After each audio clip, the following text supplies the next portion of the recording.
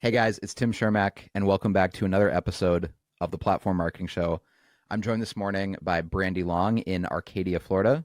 Brandi, welcome to the show. Thank you so much for having me again. Yes, so this is a part two, really, of a conversation that started with Brandi over a year ago. We had Brandi on the show last year, and I think at that point you had been a client, you said, for like 90 days. Just like under 90 days. Yeah. Yeah, and so kind of like the topic and the vibe of that podcast episode was you kind of just sharing why you had joined the platform and kind of the initial results you had seen. But Yep. obviously you were only 90 days in, so it wasn't like everything had changed in your business. And we always say too that platform's not going to change your life in 90 days, nor is it going to change your life even in 6 months or sometimes 9 months. Often it takes a year or more because we're not just generating leads here, we're truly building a brand. That's kind of the long-term goal uh, of what we're doing. And it like that's what scares away most agents from doing this. Right, like Yeah. that's kind of the built-in moat around the castle. The built-in competitive advantage is that most agents are not willing to stick to a marketing strategy for a year to see it through. um, and yet here we are. So we have part two of this conversation. I want to share where your business is at now before we dive into the before and after numbers, which are quite remarkable. um, I want to kind of set the stage here and let people know that Brandi was already kicking ass in her real estate business before she ever signed up for platform. So this is not one of those like rags to riches stories where she was broke and down to her last dollar and platform saved her life or something. You were already selling how many homes a year like before you joined platform? So last year we did 121. The year before we did 144. Yeah, so you were already putting out massive numbers. And you're in a town too where like your overall county, I mean lots of 250,000 dollars sales. Like if you have a $350,000 transaction, that's We are noticeably, winning. Yes, we yeah, are that's winning. noticeably above average, yeah, for you. So you're doing a lot of transactions, a lot of volume. And that was all happening before platform. So again, I don't want to deceive people here and make it look like platforms trying to take credit for the fact that Brandi was selling 100 homes a year. You were already absolutely the top agent in your market before you ever stumbled upon platform. So I guess the first question I ask before we'll get into what's happened in the last year is like, what made you reach out to platform in the first place? Because you were already so successful even before you ever started the platform strategy. Yeah. I was hoping you would ask that because I feel like my answer is still the same. It's really cool to go back because I feel like I did that first podcast with you. Like, I feel like that was just 30 days ago. That it's the time flies.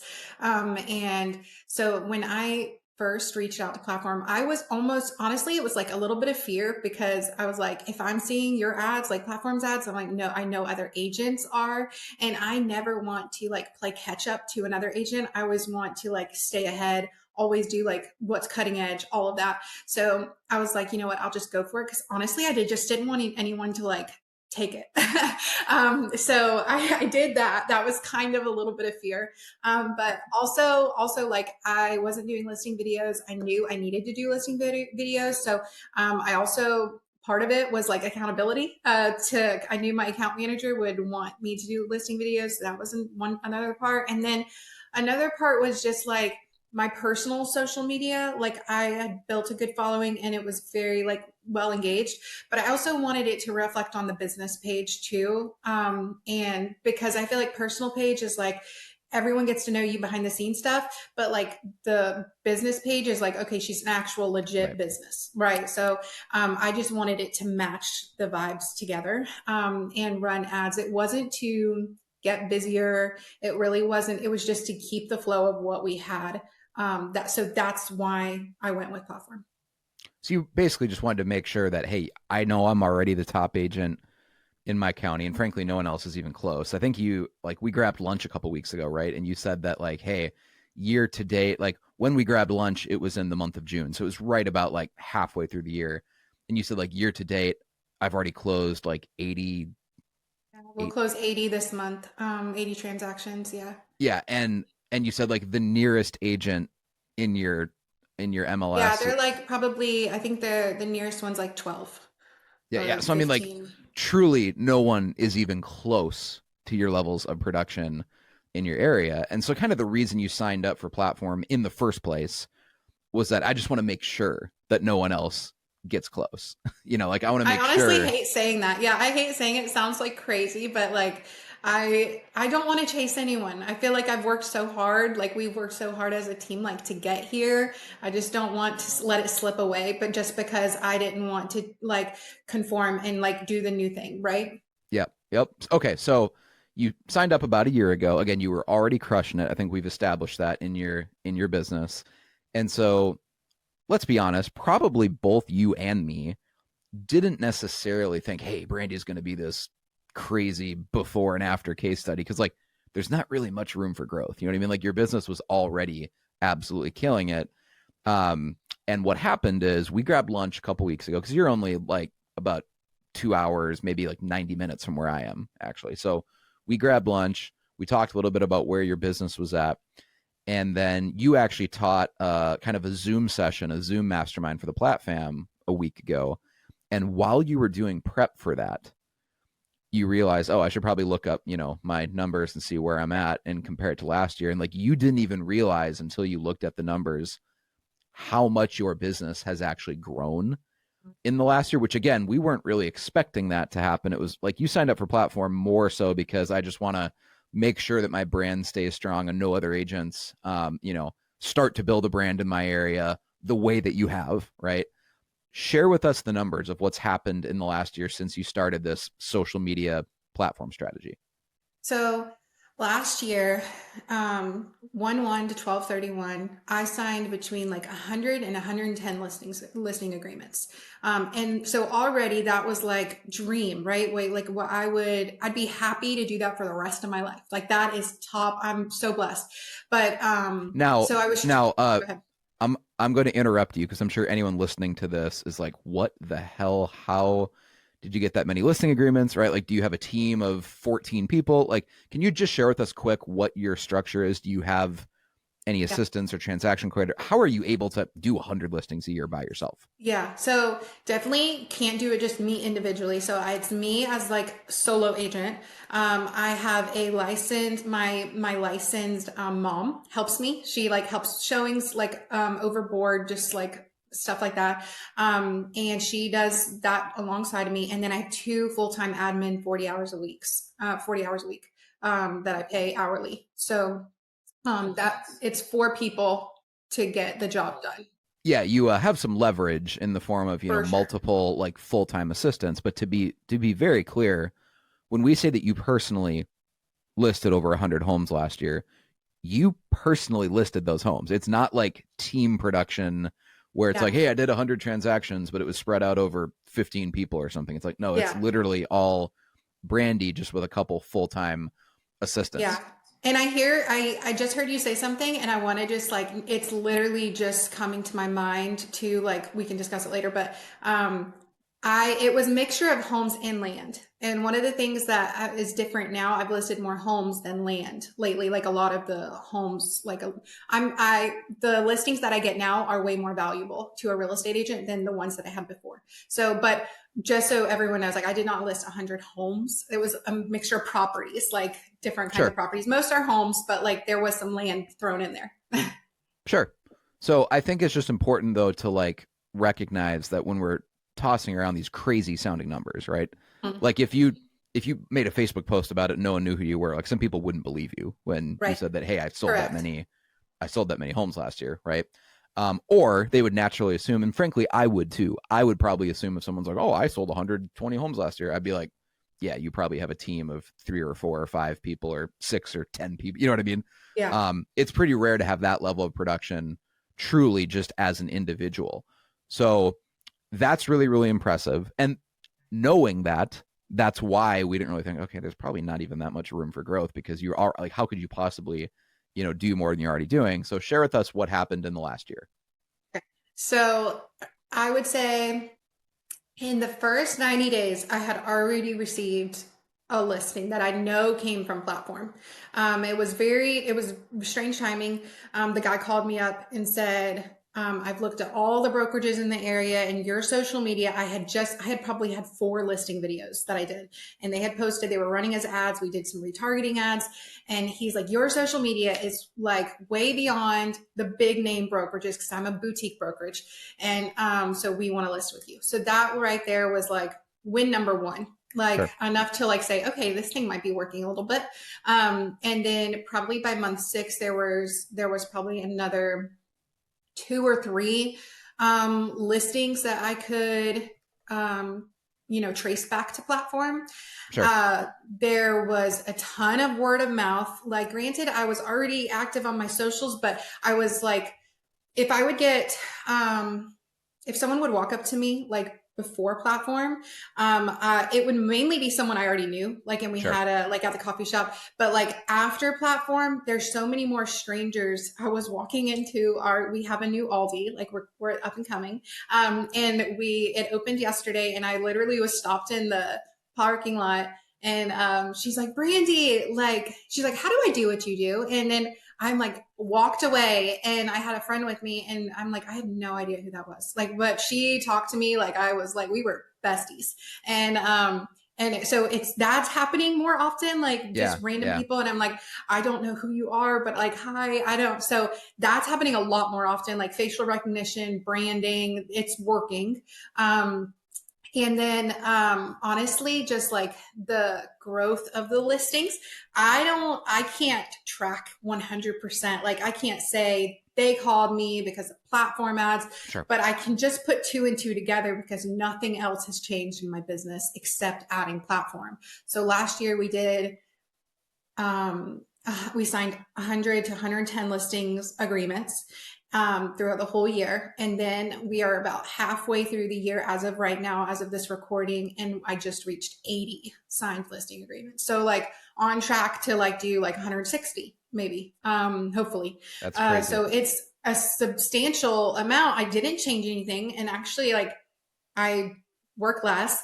I actually give more business away, and like have more time with my family. I started a new business, and I'm still doing more business like than I did last year. And I think the last podcast we did, we called it, platform is like the ultimate work life strategy. And that I still think is the perfect name for that first, because now I literally feel like I'm living that. Like, I feel like platform did give me the ultimate work life, strategy.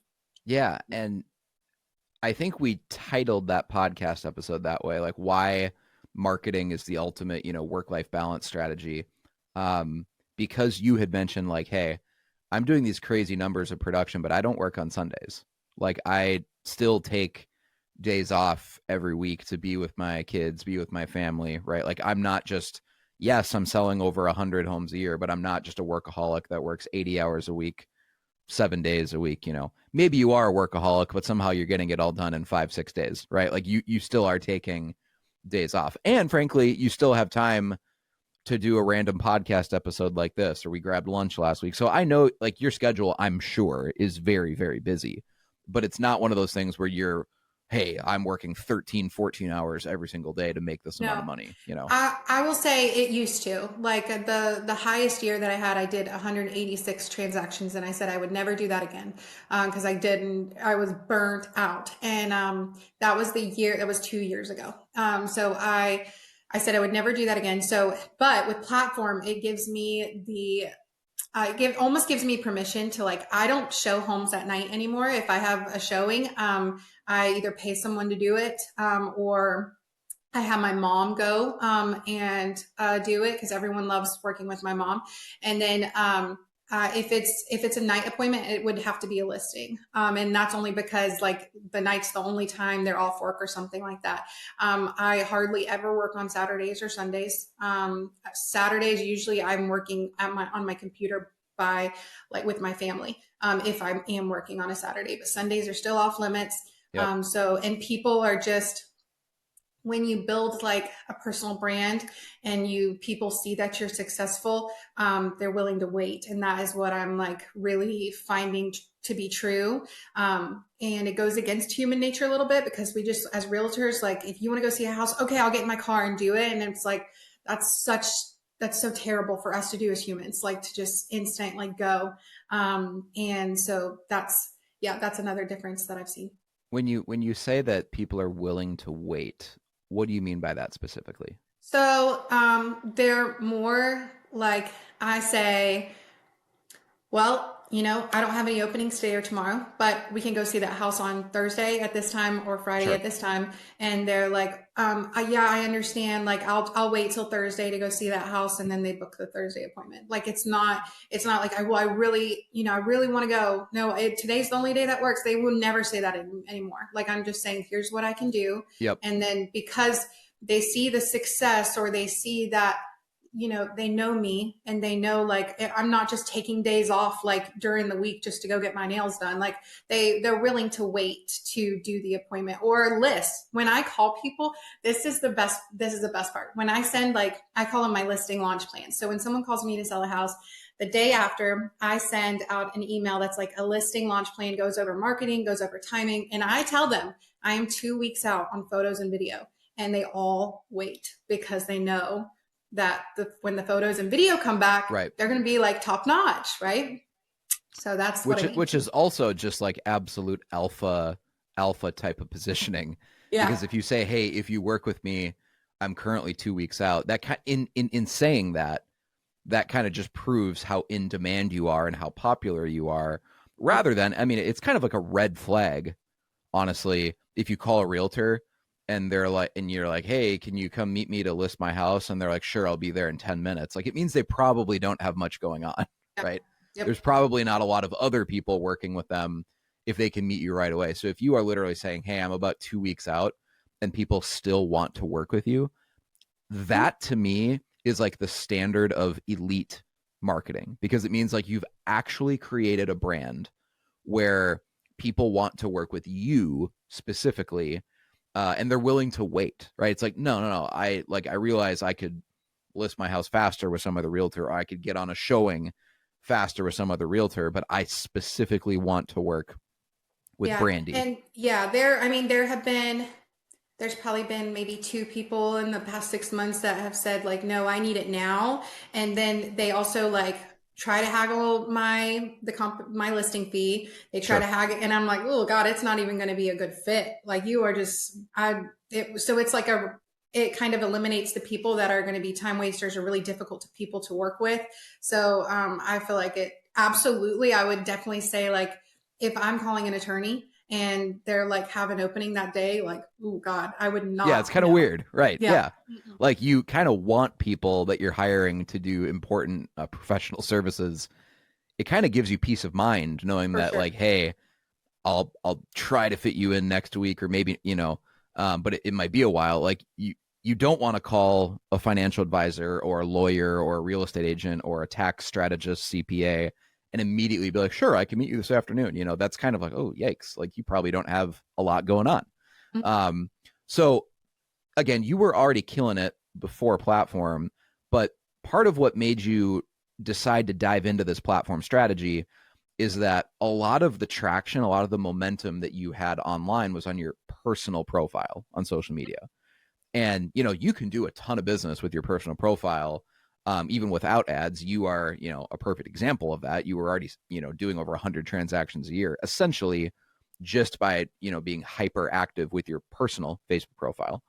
But there's a limitation to that, right? Because Totally. it's mostly your friends that are going to see it, and of course the algorithm shows content to other people that aren't your friends, but it's limited to people that are your friends or directly connect, or you have a bunch of mutual friends, right? Running ads and taking some of these posts, and I know you've done a lot of listing videos, is what allows you to like scale beyond your immediate sphere of influence and your friends and family in your community, so that the general public is seeing your content. I think that's kind of what you were hinting at there, that like, hey, now I was kind of always being recognized because I was always the top agent here. But now when I go out, there's people recognize me that I have absolutely no idea who they are. Like it's not a friend or even a friend of a friend. It's just like some random stranger recognizes me, because you're actually running paid ads using your profile. Yeah. Um, Yeah. And it also converts to like even with my personal page, I have so many more friend requests. I have so many more follows. Like people Sure. just want Sure. because like it's like business on the business page and then party on the personal page. Like they get to like know me and it's like a little bit Yeah. more fun. So which I love. That's fine. And you've been doing a lot of listing videos over the last year too. I feel like that's all I do. Like, I feel like, I mean, I need to like slap that camera around sometimes because I'm like, sometimes I'm like sick of it being in my face. But yes, that is like, I will say every time someone reaches out to me and they're like, I'm interested in platform, like I tell them like you listing videos are like top tier. Like I know everything, it all matters. But like, I feel like the listing videos have been the biggest like landslide for me to like Yeah. get Yep. more listings. Now, when you go on a listing appointment, I imagine it's often just a formality because Absolutely. they've already basically decided, hey, I want to work with Brandi. I love your marketing. Tell me about what the typical listing appointment is like now versus maybe what it was like a couple years ago. Yeah. I would say definitely before. I don't know if there's too much more of a difference, but there absolutely is like a more like after right after this, someone already called me and I'm literally driving 30 minutes to pick up the keys to his house. Like he doesn't even want to meet me. He's already signed the listing agreement. I've never met him in person. Like, and so he's Yeah. just like, I need you to sell my vacant house in your area. And so like that's what I'm doing after this. I'm just going to go pick up the keys from him and meet him in person. But so I think there's a lot more comfortability in the listing appointment. I walk in and it's a lot less stressful. It's way more relaxed. And because it feels like we already know each other, or they feel like they already know me. So that makes me more relaxed.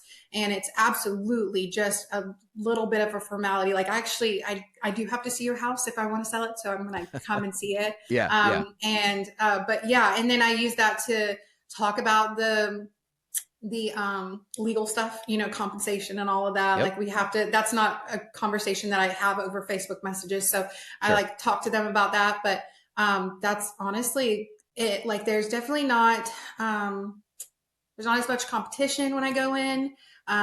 So it's absolutely just a formality. It's very like so much more relaxed and comfortable. I'm like, hey, and they're like, hi, it's so nice Yeah. to meet you in person. Like Yeah. we're just like kicking right back off where we left. It just feels like the leads are maybe a little bit warmer than they So were much before. warmer. Okay. Yeah, so much warmer. Do you find yourself often having to negotiate your commission? Or, I mean, I know that you probably frankly don't negotiate. Like, you're like, hey, here's my price and it is what it is. But do you find that people are often trying to negotiate with you? Or do they basically accept, like, hey, I want to work with Brandi and I see the value and I'm willing to pay the price? Yeah, I have in the past 3 months, I've had two people say that they want to negotiate, but they want to negotiate at like half price, and I'm like, well, yeah, we're not a good match, nope. But everyone else, I just say in the listing launch plan, I'm like, this is what my listing fee is, this is what it includes. I'm 2 weeks out on photos. Let me know if you want to move forward. And they always say, yeah, go ahead and schedule photos. Everything looks good. Like they don't question it. Like I Yeah. don't, I think because like you've already proved your worth before you go into it by the social proof, you know, like you've already proved that, okay, a lot of people hire her. So she must be good. She has her marketing. She does listing videos. I don't see anyone else doing the listing videos. So that's great. Like Or she really, yeah. certainly there might be people doing videos, but they're not getting as many views as yours are, right? And even like locally here, I mean, I don't, there's like maybe a couple agents that do a video every now and then, like sporadically. So like I always always like I feel like if I'm the queen of anything, it's just consistency. Cause like Sure. I'm very average in my mental space and everything, but like I'm very consistent. And so it's so strange. Like people will just, they don't try to negotiate. They just say, yeah, let's move forward. So. Now, again, just for context, you said, hell, in the last couple of months, I've had two people try to ask for a huge discount on the commission.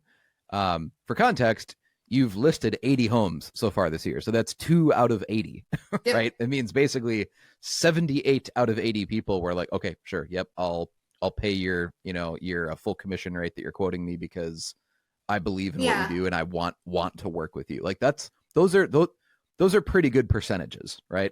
Yeah, absolutely. I mean, one of them did try to like cut me down by half. I said it just doesn't seem like it's a good fit. Like, if you need another recommendation for a realtor, I'm happy to do that. Maybe I get a referral fee out of it, maybe I don't.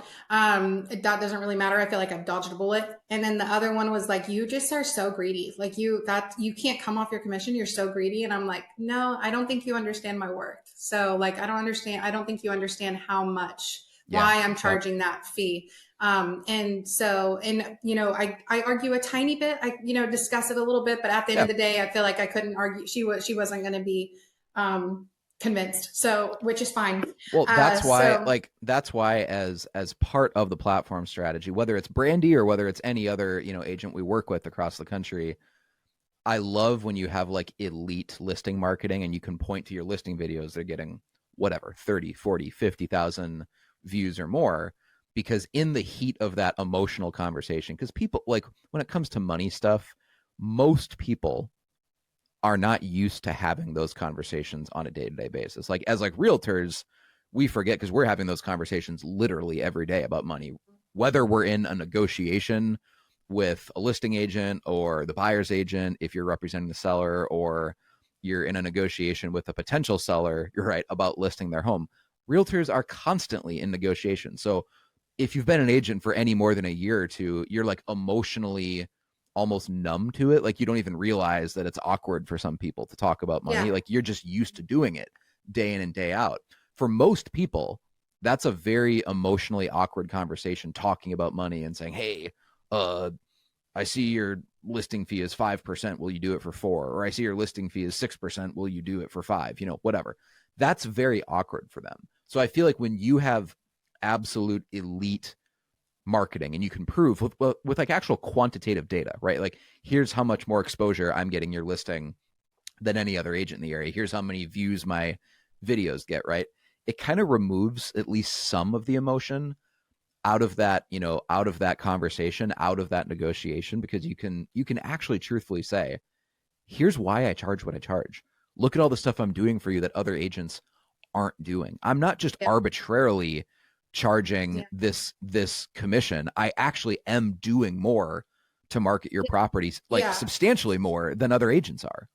yeah. And I feel like it's one thing to say like I charge, this is my fee, and then not say what you're going to do with that. Like obviously someone should correct, like they should ask you like why are you charging that, right? But like when you've already proved everything on socials, and then when you send an email after the appointment and say this is why, this is what you're getting, then it makes it so much harder to, I mean, and I could tell you last year one person emailed me back and it's like, well, um, you know, I don't, can you come off like half a percentage or something? I'm like, well, what service would you like to take away? And then they're like, well, I don't, none. And I'm like, well, Yeah, and right.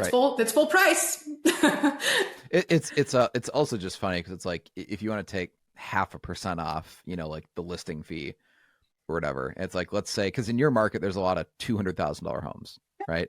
So it's like half a percent is equal to like $1,000. Yeah. It's like, how bad do you think I would be in negotiating the value of your house and trying to get you the highest price possible if I'm willing to discount my fee immediately by Yes. $1,000 just because you asked, right? Like Yeah. you'd be Yeah. the worst negotiator ever. It's so much easier for you in the actual negotiation process to show them exactly Absolutely. how you're proving your commission, because it's like, hey, offers came in at whatever 180 and I got them up to 200, and like Yeah. boom, I just more than paid for my commission, right? Yep. Absolutely. But I think the broader point I'm making, I guess, is that you're facing an uphill battle if you're a real estate agent and you're trying to defend your value and defend your commission, whatever that commission rate is, because blah blah blah. We have to add the legal disclaimer that all commissions are All negotiable, and commissions are negotiable there and is not no set by law. yeah, there is no such thing as a standard commission, blah blah blah blah blah. Whatever your commission is, right? It makes it so much easier to defend it if deep down, like you actually believe that like I am doing more to market and promote someone's property than any other agent in the area, because you have to be sold to sell, right? Like you have to believe individually as the agent deep down that it's in this seller's best interest to work with me because I actually do a better job than other agents. Most agents, if they're being honest, don't actually believe that. Like deep down, they're like, well, I mean, I'm good at what I do. Yeah, but there's a bunch of other agents in the area that do the same thing. And so I guess I'm just going to try to win this listing based off of my personality and my charm. When you actually have a better marketing plan than other agents in your community, those listing appointments will go a lot differently because people can sense that level of conviction. Like Yeah. they can Yeah. absolutely tell with all the nonverbal cues and the confidence that you believe that you are better than other agents, and they like absorb that confidence, you know? I had an agent call me. This was probably like 4 months ago, and he's like, "Hey, I just got called by a seller, and he like he wants me to list the house, but like he wants to see like a marketing plan and all that." He's like, "I don't have all that fancy stuff, so I told him to call you." Like that's if it's that's the thing. Like I feel like maybe the average agent doesn't have a marketing plan. And when you've Sure, got sure. agents out here that are using platform that have these marketing plans or these like there's special verbiage, right? Like it's special. And so when you have other agents offering special things like a customized marketing plan and like a launch plan for your property, and this is how it's going to happen. This is who we're targeting. Like this is blah, blah, blah. It's so hard to compete with that. And like him, I feel like he's an amazing agent but he wasn't confident in what he could provide to the seller. So he just gave up on it and said, you should just call Brandi because she like has a marketing plan that you'll be able to read because I don't have one. I can't even make Yeah. one up. And I want to add some economic context here. I've had to basically say this on every podcast episode that I've recorded this year that, you know, we're in the year of 2025. So again, I don't know in the future when someone's listening to this podcast episode, maybe they're listening to it several years in the future and the, you know, market is totally different then, right? Who knows what the economy will look like or what interest rates will be, you know, years from now. But at least today, as of the recording of this episode, we're in a very challenging market for real estate agents, for both buyers and sellers. Like interest rates for many people are still in the sevens. There's actually uncertainty now of whether or not it's more likely they ever go into the sixes again or go into the eights. I mean, just because the Fed is, you know, printing so much money every year at the federal level that with that amount of bonds hitting the open market, it's difficult for mortgage bonds to compete. So there's kind of a compelling argument happening behind the scenes right now amongst economists that like 8% mortgage rates for the future might be just as likely as ever seeing 6% mortgage rates again, unless the federal government really, really trims spending. So I don't want to get a political on the podcast, but like at the time we're recording this, it's not exactly an awesome market to be a real estate agent, right? It's very difficult. It's challenging. It's not 2021 anymore. And so I just want to highlight that because that makes your growth, Brandi, over the last year even more impressive. That in this like down market, and you're in Florida too. So Florida is kind of like the epicenter right now nationally for like home price corrections. Like it's totally Yeah. swinging hardcore from what it was a couple years ago. I mean, prices are coming down rapidly. You've got a bunch of sellers that are in denial about like, oh, well, my neighbor down the street sold their house in 2022 or 2021 and they got this for it, and they're just in denial at what their house is worth in this current market, right? And so we're in kind of, I feel like, this temporary period where the market wants to shift and prices want to come down, and buyers already realize where that new balance point is at, but sellers are in denial. Yeah, and So that's a good point. Even that platform has helped me because platform gives me more authority with my sellers. So when I send my 2 week market update and I say, this is what I'm seeing, this is how many views, this is where we're at with showings, this is it.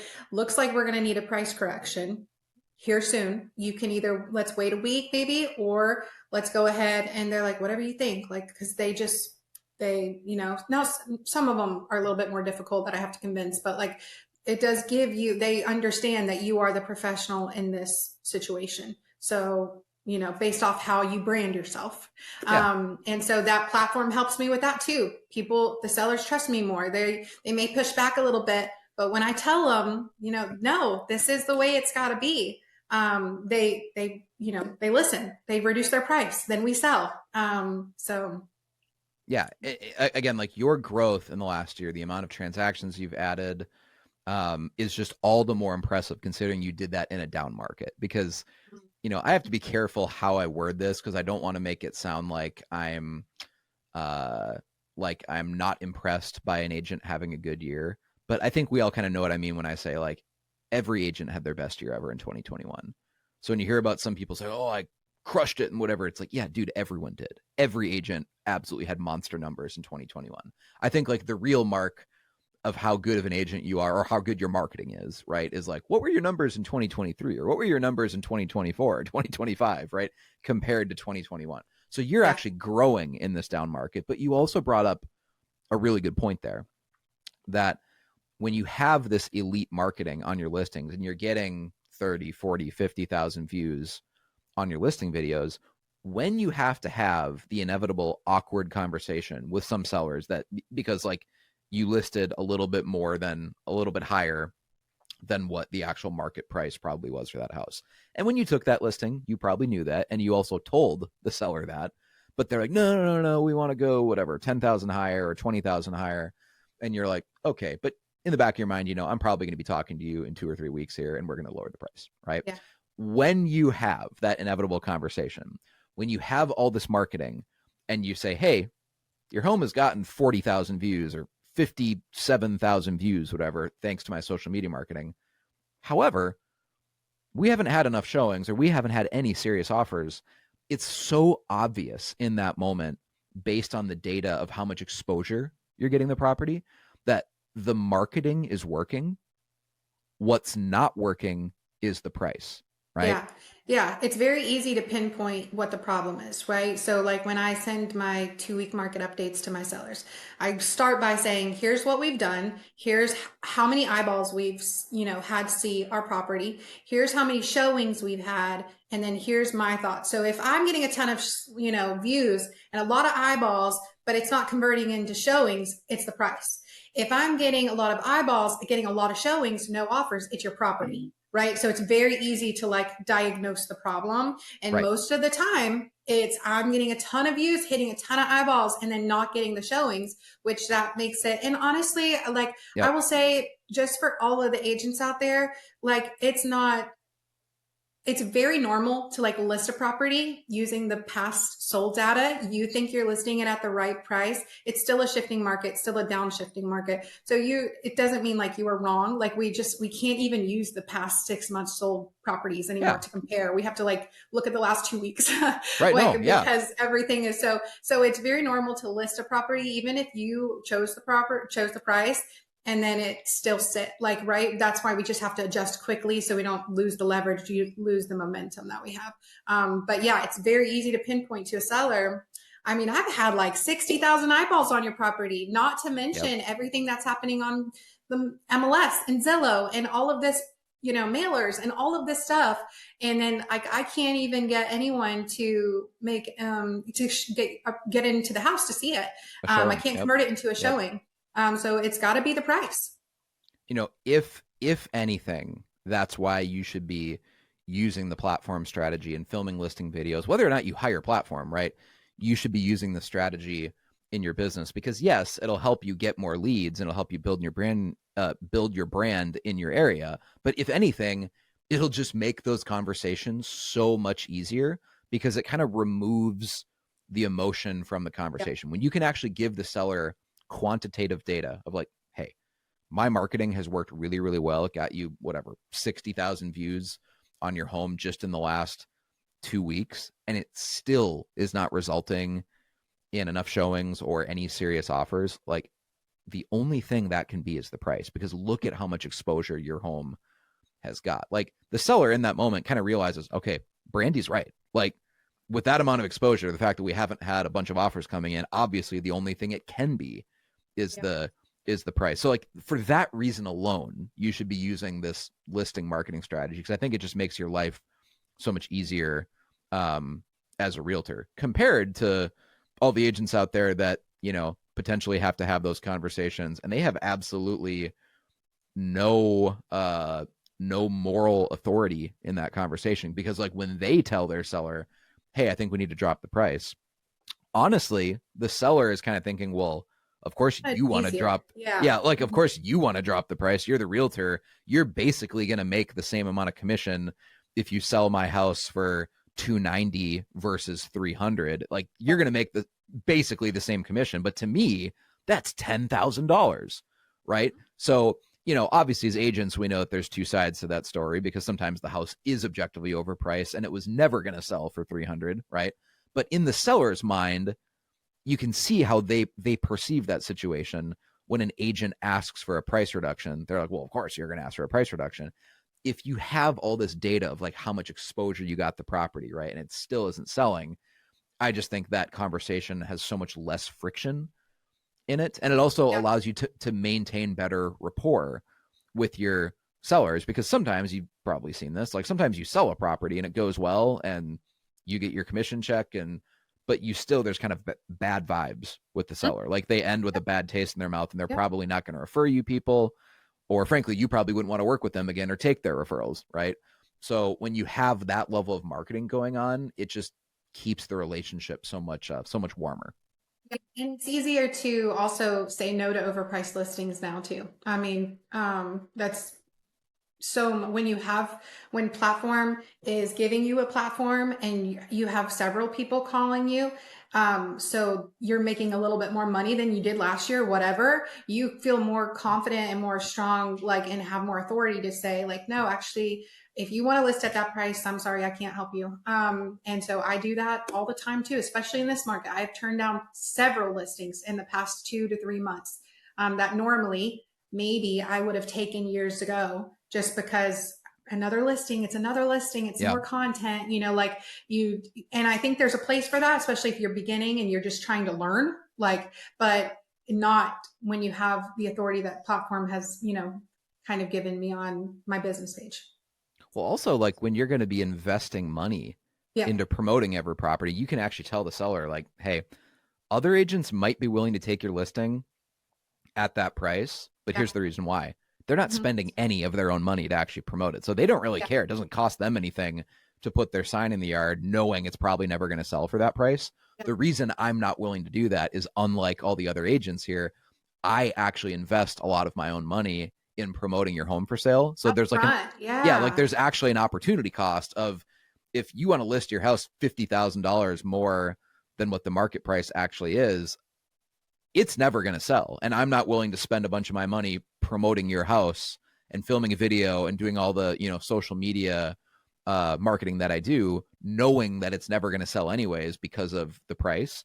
And again, other agents can't actually say that out loud because Totally. they don't really do anything to Yeah. promote their listings. Yep. So again, it gives you that like moral authority in these conversations. And even if that person ends up not working with you, I guarantee you they walk away from that conversation respecting you. Yep. For sure. I went to the coffee shop probably 3 weeks ago, and there was someone there that I would love to work with them. I would love to sell their house. And he looked at me and he's like, so you don't list property just to like list it, like list high, try. And I'm like, no, I don't. And like everything inside of me, because I want to work with them, I want to sell their house. I'm screaming inside, but I'm like, no, like this is business, and I'm like, I would love to, but this is not the market to try to sell a house. So I cannot take a listing unless it's price corrected correctly. And then they're like, well, maybe we'll wait till next year, like that. So I kind of convinced them not to, even if it was to go with a different agent. I kind of convinced them like, don't do it, because it's just going to hurt you. Right. But yeah, I have to do that all the time. Turn down listings. Brandi, who are some other agents in the platform that you look up to or that you respect that you think are doing really creative things with their marketing, or maybe you Yeah. follow their pages? Are there any other agents that you look up to? Yeah. Eden Combs is like a bright light to me. She is like a ball of sunshine. I love her. Sandy Smith is I, like, by cause the way, she's, I actually literally just interviewed Eden on the podcast I like know. a I couple know. days ago. Yes. Yeah. She told me. She told me. She said it went good.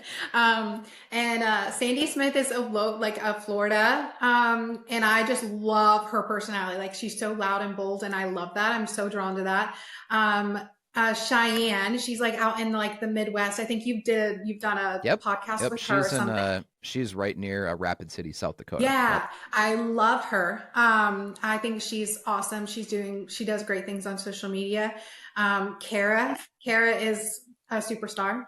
Alana Rodriguez. I could keep going. I could keep going because I feel like I just follow everyone. But there's so many. Jeremy Hartmark is near me. He's in the neighboring market. And then, yeah, but platform has worked so well that we just added a second platform market as well to us. So, Yeah, that's right. um, Yeah, like just in the last like month or two, you added basically a new territory that you can start literally marketing two in. weeks ago. 2 weeks ago. Okay. Yep. Yep. Awesome. So many people, and they're all amazing people. It's weird because it's like the people that um, they invest in themselves with platform. They understand how important that is, and I think that it's just like we all kind of like have the same blood in our like veins. Yeah. Like I feel Yep. like, and we all get connected. And I love the platform so much. So it's I follow a ton of people. There's probably so many people I didn't even say that I do get inspired by. Lana, everyone like, but yeah, there's everyone's awesome, and I, they're all each creative like in their own ways. yep. I don't know if I told you this, but Kayla just joined the platform too in Florida. I think you know Kayla Kayla. Adamson. So, yep. Yes. Yep. Uh-huh. Love her. So, you went to the mastermind last year, I believe, for the first time because we had it in Hmm. Florida. I mean, it was probably what like an hour drive for you. It wasn't too far Yeah. away. It wasn't bad. Um, what was your experience like at the first platform mastermind, and maybe compare it to other real estate conferences that you've been to? Like, how is it different? Mhm. So to me, like a regular real estate conference is more of like a pep rally. It's like, let's go get them, and then like you leave for that with that high for about a week, and then it's like, oh, back to business. Like now, like it doesn't really change you, it hypes you up, which is fine. Gives you a little bit of encouragement, motivation, but it doesn't sustain you. But that's not really its job. But I feel like the platform mastermind was so much more mastermindish. Like I feel like there were like top people, and they were, even if I couldn't use the information now, I feel like I could use it in the future. Like I have that platform notebook that we got.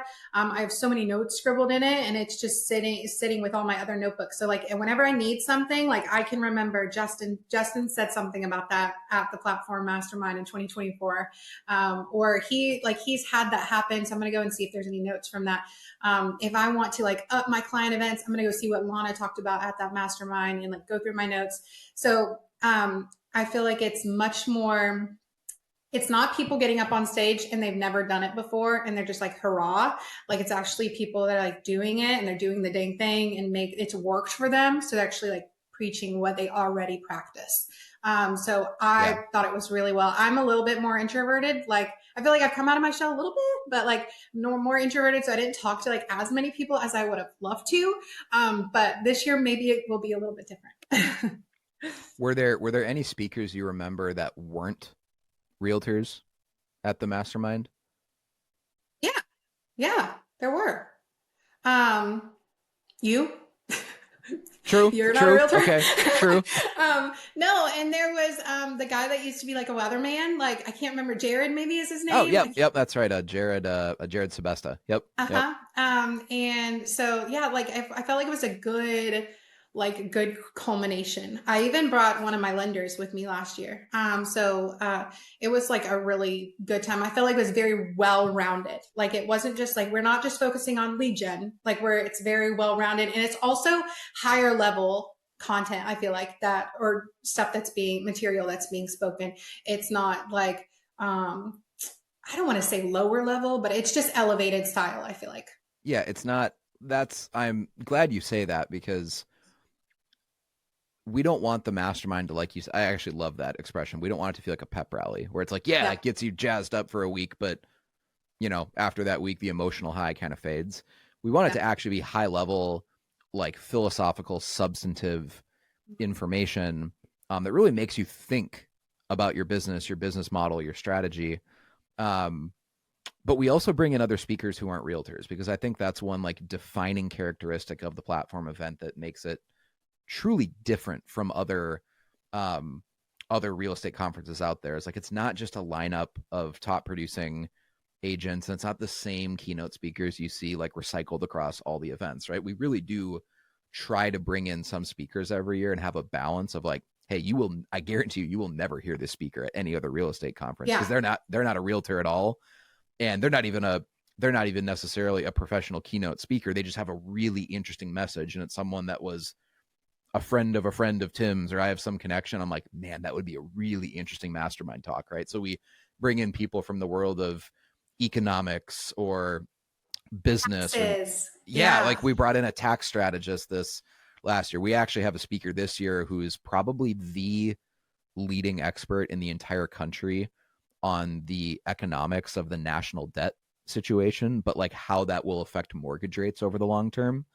And so she's gonna like she's the person that actual members of Congress go to when they need research and analysis on the various national debt and budget plans. So she's going to be giving a presentation. I asked her to kind of customize it for like what this might mean potentially for mortgage rates and home prices long term. And so I mean we like bring in this kind of eclectic mix of presentations and speakers that I just promise you will not hear at some other uh random conference. But the other thing that I love about it, and you kind of hinted at this, is that everyone there has like an abundance mentality because they're all in a unique market. So no one is like, closed off of, oh, I don't want to share with Brandi what I'm doing because I don't want her to copy me or whatever. It's like, well, no, everyone has their own platform territory. So you can truly be an open book and share whatever you want to share and give away your best ideas with this abundance mentality, because no one in the room is your competition. And I know that everyone always says, a collaboration over competition or whatever, but like that's kind of just a catchphrase these days. And let's be honest, a lot of people are holding back their best information because you don't want to necessarily, like, if you were speaking locally in your market, you wouldn't share exactly what platform is doing for you, or you wouldn't share the specifics of your direct mail system that you've developed that I know has been really successful for you. You don't want your competition to know all that, but that's what makes the platform mastermind interesting, is that no one there is your competition. Yeah, for sure. And it just like I feel like real estate conferences and just in general life conferences are just pep rallies. And I'm like, honestly, it's like a high, and then you get addicted to it, and you just keep going to conferences, and then you never actually do the work because you're just like, if you need that much pep, rallying and getting you encouraged, and like, that to me, like that's like it's not forever. Like knowledge is forever, action is forever. Take action, like not. So that's what I love most about it. It is a pep rally in some sorts where it's like it is fun. You do get to look forward to it every year, like you get to see your people from all over the country, but we're like, you're not like, hurrah, like you gonna get them, go get them. Like it's not like that. And I love that because I'm like, I don't want that. I actually want like strategy that I can implement. Like you should have enough discipline to like keep motivating yourself, right? Yeah, and I'm probably a recovering conference junkie myself, and I go to Okay. masterminds all the time. Yeah. But at a certain point, you at least have to be like, the first step is getting out of denial. You have to be willing to admit it out loud that like, I'm going for this for 80% entertainment and 20% Right. learning it and information, but Yeah. at least I'm willing to admit that out Yeah, loud, right? they're not Like, bad, right? Like right. they're I don't want to say that. Like I still go. Like Yeah, I right, mean right. it's fun, but like it's just like that's what makes platform different. That's what the mastermind is different. I look forward to it because I'm not getting like a kick in the butt. Like I'm actually getting strategy. Yeah, I probably go to, not even three. I probably go to four or five other marketing conferences or masterminds throughout the year that have, nothing to do with real estate. They're really marketing, a digital marketing focused, right? And I've learned that, like, okay, I kind of just like personally enjoy this. Like I Yeah. enjoy learning and going to conferences, and it's just a bonus that I can write it off because Yes. it's technically, For sure. it's Yeah. technically a business trip. But you have to, sometimes look at like, okay, am I scheduling trips to go to conferences or masterminds just to get away? Like you're almost Just to doing get it away. as like a business vacation, but I don't actually need to Yeah. go. And sometimes people do that in lieu of doing the work, like rather than actually just doing the work and having like a hardcore weekend of like implementation, or a week of of implementation. They're like, I'm going to go to a conference, Yeah.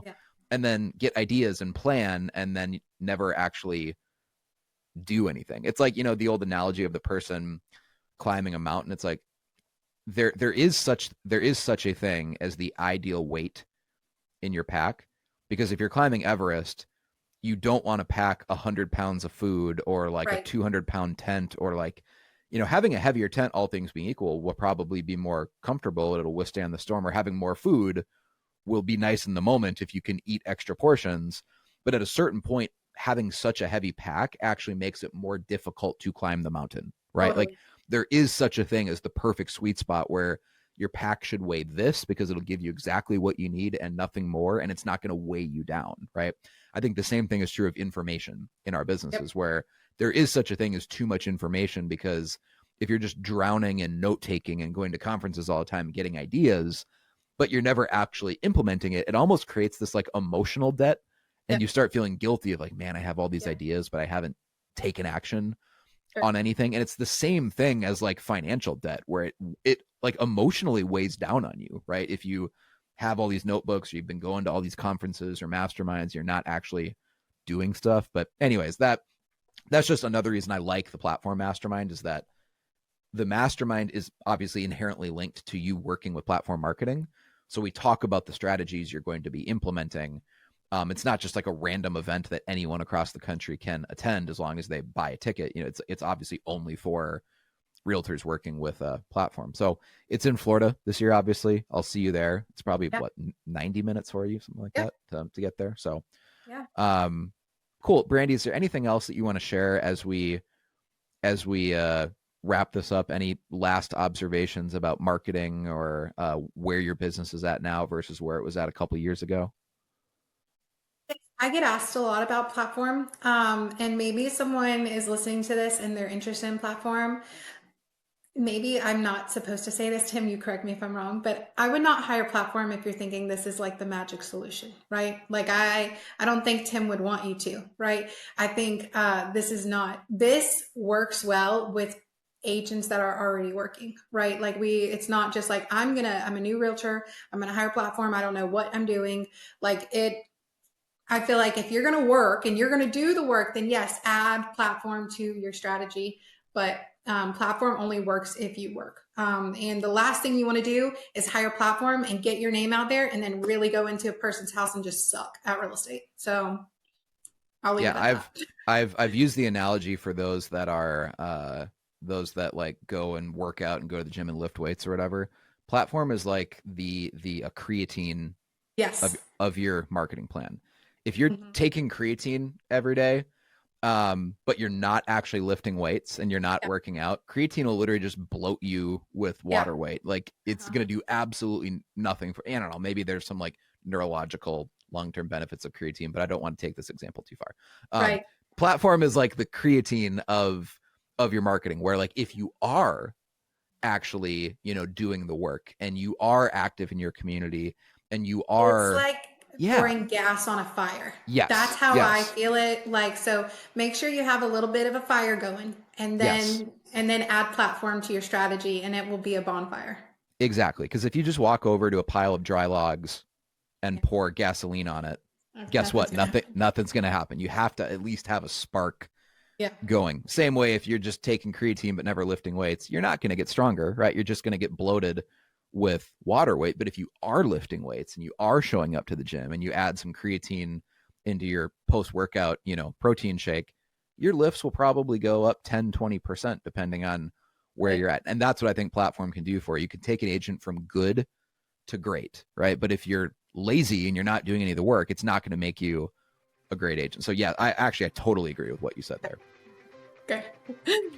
Cool. Well, Brandi, I'll see you in a couple months here at the Platform Mastermind. If we don't connect for a random lunch before then, thank you for your time. I know you're busy. Obviously, you're selling like 100+ homes a year, so your time is obviously valuable. Thank you for investing with us for this episode of the Platform Marketing Show. My pleasure. It was great to be here again. All right. See you soon. Bye.